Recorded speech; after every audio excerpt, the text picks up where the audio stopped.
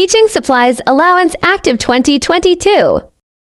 Pag-institusyon ng pagbibigay ng Teaching Supplies Allowance para sa mga guro ng pampublikong paaralan at ang mga pondo dito.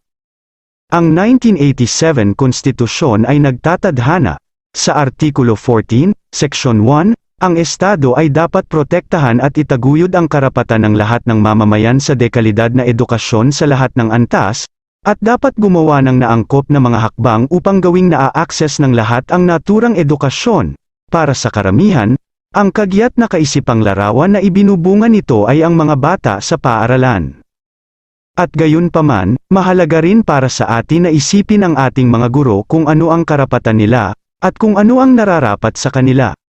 Sa kasalukuyan, ang halaga ng taunang allowance para sa ating mga guro sa pampublikong paaralan, dating kilala bilang CHOC allowance, ay depende sa kung ano ang nakasaad sa mga probisyon ng pambansang budget.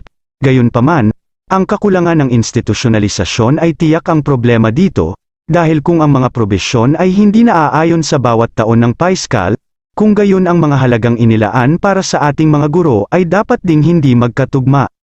Ang hindi pagkakapare-pareho na ito ang gustong itama ng panukalang batas na ito. Sa ilalim ng iminungkahing ito panukala, ang taunang allowance na ibibigay sa mga guro sa pampublikong edukasyon ay dapat itakda sa 5,000 piso para sa school year 2022 hanggang 2023, 7,500 piso para sa school year 2023 hanggang 2024, at 10,000 piso para sa school year 2024 hanggang 2025 at pagkatapos nito. Sa pamamagitan nito, inaalis natin sa ating mga guro ang pasanin na kailangang gumastos para sa kanilang sariling mga panustos.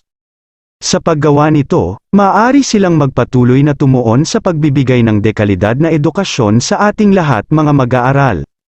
Bilang patunay ng aking lubos na suporta para sa aming mga guro, hinahangad ko ang mabilis na pagpasa nito bill sa batas.